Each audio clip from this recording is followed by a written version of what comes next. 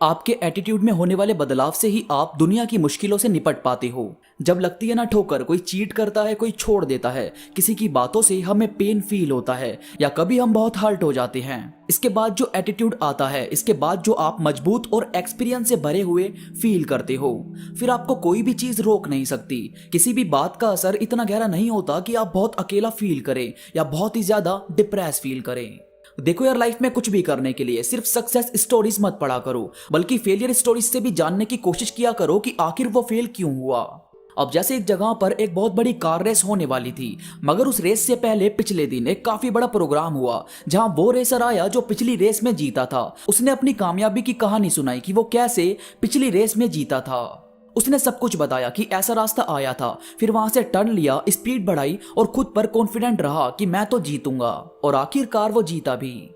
अब वहां जितने भी रेसर उसकी बातों को सुन रहे थे, सबने यही सोचा कि अब वो भी इसी तरह करेंगे और इस रेस को जीतेंगे। मगर वहां एक और रेसर था जो बाकी सभी रेसर की थिंकिंग से जरा अलग सोच रहा था। उसने सोचा कि जो बंदा पहले वाली रेस में हारा था, ये उससे जाकर मिलेगा, और ये पहुंच गया उसके घर पर।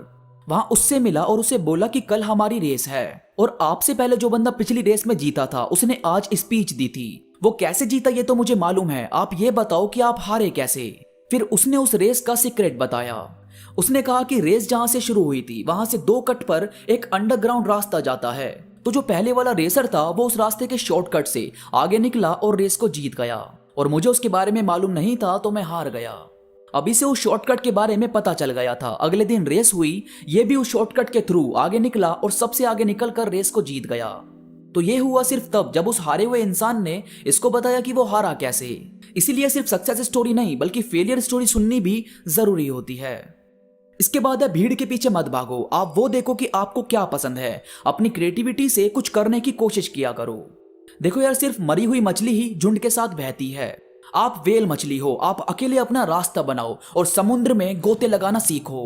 हमेशा याद रखो कि लोग वो करते हैं जो पहले किया जा चुका है, और वहीं अगर आप अपना मन मारकर सिर्फ उन्हें फॉलो करते रहते हो तो ऐसे में आपकी क्रिएटिविटी भी खत्म होनी शुरू हो जाएगी, और वहीं अगर आपने कुछ अलग किया तो पूरी दुनिया आपको कॉपी करेगी।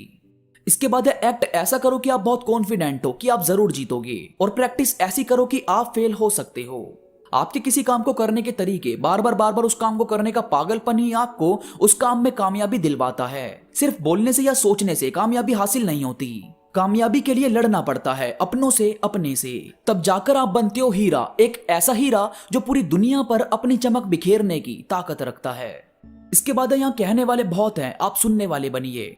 सुनने से मेरा मतलब ये नहीं है कि आपको लोग कुछ भी बोलकर जा रहे हैं और आप बस चुपचाप बैठे हो। यहाँ मेरा मतलब इस चीज से है कि आपको दिल से लोगों की बातें सुननी चाहिए। इससे बहुत बड़े बड़े फायदे होते हैं। पहला तो ये कि हर इंसान अपनी जुबान के पीछे छुपा होता है, अगर आपको उसे जानना है तो उसे बोलने दो। और दूसरा ये कि जब सामने वाला आपको कुछ बताए और आप उस चीज को दिल से सुनते हो तो उसकी नजर में आपकी इज्जत कई गुना बढ़ जाती है। फिर आपका हिस्सा उसके दिल में एक अलग जगह बनाता है जहां कोई दूसरा नहीं रहता। इसके बाद अगर आप अपने ज्ञान को बढ़ाना चाहते हो तो भाई नई नई चीजें सीखो और दूसरों को भी उसे सिखाने की कोशिश करो। देखो, वैसे तो हर इंसान की पसंद नापसंद अलग अलग होती है, लेकिन यार अगर कोई आपसे चाहता है ना कि आप उसे कुछ सिखाओ, कुछ ऐसा जो आपको आता है, तो ये चीज उस चीज को आपके अंदर और भी ज्यादा घोल देती है। क्योंकि ज्ञान एक ऐसी चीज है जो बांटने से बढ़ता है, इसीलिए जितना ज्यादा आप उसको बांटोगे वो उतना ही ज्यादा बढ़ना शुरू हो जाएगा। दोस्तों, उम्मीद करता हूँ ये बातें आपको समझ आई होगी। इस वीडियो से आपको कुछ नया, कुछ अच्छा सीखने को मिला होगा।